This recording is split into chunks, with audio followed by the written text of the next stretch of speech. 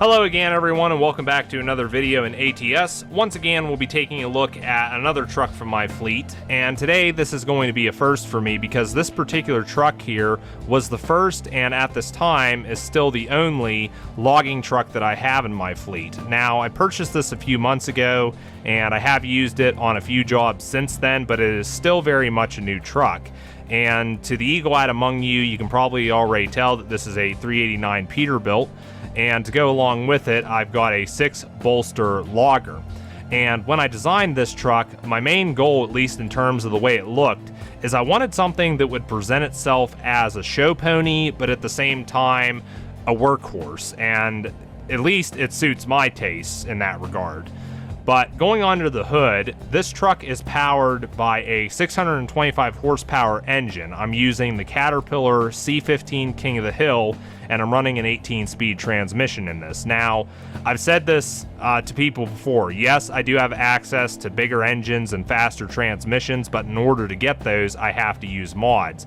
And with this truck, when I designed it, like many of the trucks I design, I like to be able to run them in and out of convoy sessions without having issues. And it's one of those deals that if you run a truck with mods and you want to join a convoy session, you'll find yourself often adding and removing mods all the time, and I didn't want to do that. Pretty much if the parts were not available in the game, I did not want to add them to this truck. But that's basically the what's under the hood of this truck. Now, in terms of the way it looked, let's start with the paintwork. And I knew I wanted to go with like an orange color with this truck. And originally I was looking at like a burnt orange, but then I got to thinking to myself, it's like, well, I have the option for metallic paint in this game. I wonder what I can do with that. Sure enough, I went with a metallic orange, but then I decided to add a bit of red into that. And I also, because the option was there, I added a third color being pink. And you'll notice here when you look at the truck, you'll see that some areas look orange, some areas look red. And if I just get it the right way here, you can notice there is some pink as well. You can just see on this fender right here. And I mean, I think it looks really good. I think it's a little more flashy and eye-catching than what just the burnt orange would have been. But I mean, overall, I quite like it. And I mean, I think it's a really sharp-looking paint job. In terms of some of the parts I have on this, I've got the Goodyear tires on it. Of course, I've got the DLC. I've also got the rims DLC. You can see here that the hub covers have the Peterbilt logos on them. So, you know, that's kind of something different that I've done with this truck compared to some of the others I've done. Also got the bull bar on the front. In my opinion, every logging truck needs to have a bull bar. The one I originally had on this truck was the black one, but I like the chrome look better, so that's why I went with that. And then also on the back of the sleeper here, I've got the headache rack. Another thing I think is essential with these logging trucks is you got to have one of those. And I didn't bother putting anything on the sleeper. I didn't bother going all out with lights on this, although I did add the big roar horns. I quite like those. Everything else, I guess, is pretty much standard with this truck. I don't really think I did any other like major modifications to it. The trailer going on to the 6-bolster logger here, pretty much the only thing I did with this to make it custom wise is it does have I believe they're the standard rims, but I've gone with chrome here. And I've also, instead of the white Goodyear tires that I have on the truck, I went with yellow ones here. But they're still the Fuel Max tires either way. And I may have given this the advanced bumper and the advanced mud flaps, but really these bolsters, I don't think there's a whole lot you can do with them in terms of customization in the game.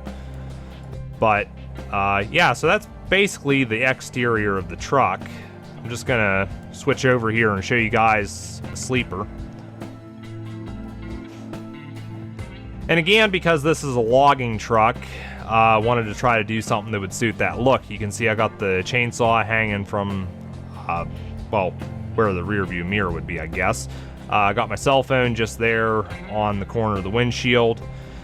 Also, you can see on the floor there, got a pair of work boots. I just went with a paper towel on the seat, didn't want anything fancy. And then going around to the sleeper of the truck, you can see I've got the stickers on the cabinet right here. I've got a cooler chest, and in terms of the bedding area, I've just got a blanket, a pillow, and for some reason I just put a hockey stick here. I don't know why, but yeah, I mean, it was one of those deals. I didn't get too fancy with detailing the interior of this truck, just because the kind of truck it is. Just gonna switch to the exterior here again. So yeah, that's pretty much all the little details about this truck. Again, I think it's a really sharp looking rig. I know I say this quite a bit, but it's one of the favorites in my fleet. Well, I mean, that's why I show them, because they're my favorites. I don't show the boring ones I have.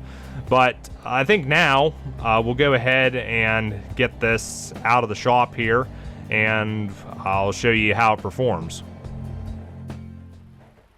Okay, we're outside the shop we were just in here in Bellingham, Washington, and now I'm going to be driving over to a timber yard here because I got a load of logs I need to pick up. So, go ahead and get out on the road here. And I'm not going to be going the route they want me to go. I'm actually going to be taking a different route that's not actually marked on the map. And, I think it's a shorter route, honestly, compared to the 113 miles that they want me to go. But now we're out on the road here. You can see how this rig looks. I really do like that metallic orange, red, and pink paint job. I just think it looks really nice, especially with the black trailer. Just gonna turn here at the light. The way I found out about this back route was I was in a Convoy session with a few other guys. I just joined the server there. We were actually going to the same place, but I was going in the front route, and they were apparently going in this way, which is how I found out about this. And when I got into a Convoy session there with a friend of mine, him and I took this route, and it's quite interesting. Yeah, you can see there's no map. Nothing on the cell phone, nothing on the GPS, even the mini map, there's nothing there. But this is pretty interesting, and I'm thinking that if you discover this route, I believe it unlocks some sort of achievement. I know there's quite a few of these different, like, unmarked locations and such that you can find in game. I think it was quite a few years back. One time I was on multiplayer there. I was driving, I think somewhere down in Arizona it was, and I actually came across a road that was not marked on the map, but I cannot remember whereabouts the location was. But I mean, I'd assume there's quite a few of those if you can find them.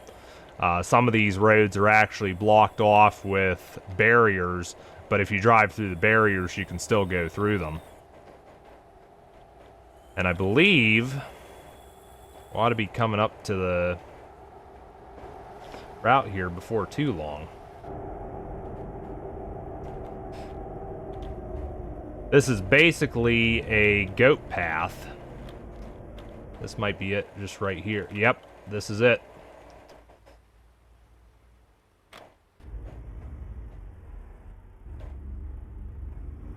Just gonna go ahead and turn here.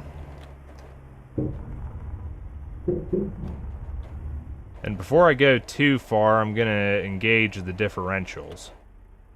I probably don't need it, being I'm running empty right now, but it's good to have regardless.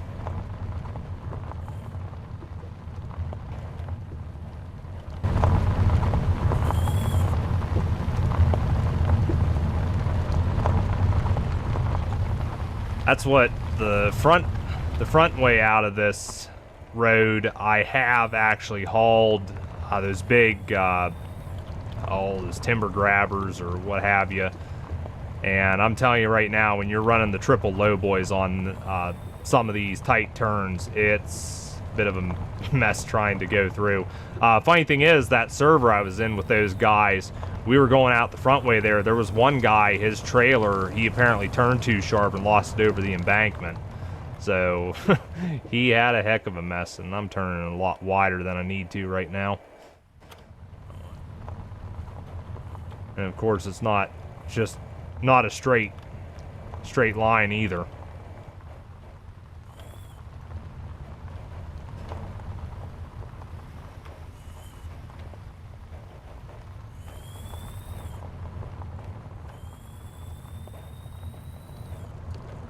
But not sure, probably still got a ways to go. I know when you're almost there, there's like a gate that goes up on the hill, like another road and such. Not doing too good keeping my trailer on the road. Okay, there I'm starting to see it come up there on the mini map. Yeah, we're not too far away now.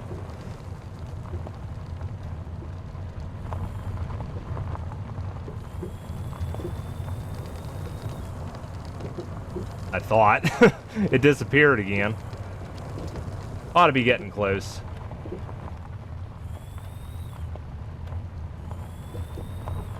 Yeah, there it is again.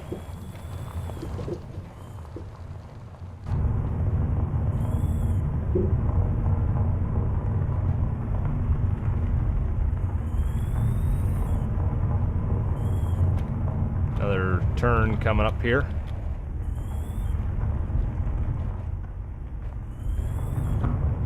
Kind of getting off the road a little bit, but still going. I just drove through a tree limb there. So, yeah, if you're an ATS player, you're welcome to try this route for yourself. There's that one road I was mentioning. For anyone wondering, no, you can't go up that. My one friend tried that, and he said there's like an invisible wall there. It just stops you. So...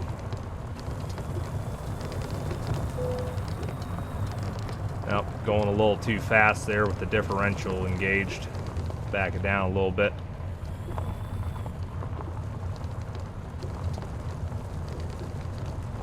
I can just see the timber yard coming up there.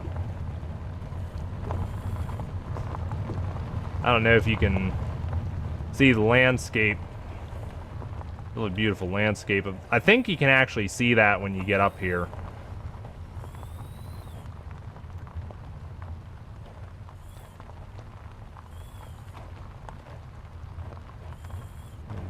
Thinking make this turn, and yard ought to be just up here.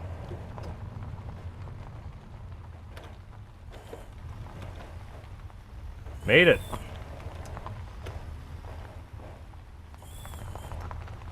Bit of a ride, but yeah.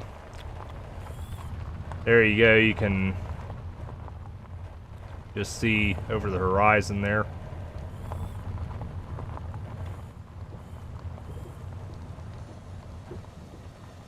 Just coming down into the yard right now. And I believe the loading area is just up front here.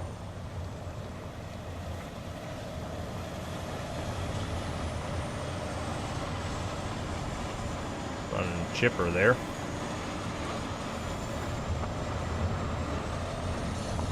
And we have arrived.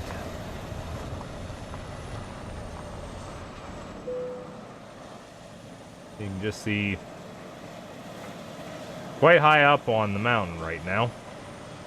So yeah, that is going to conclude this video. There is a look at my 389 Peterbilt 389 log truck. So hope you guys enjoyed.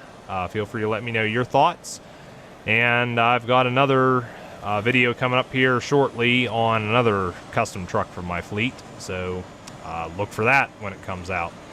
Till then, take care, and catch you guys next time.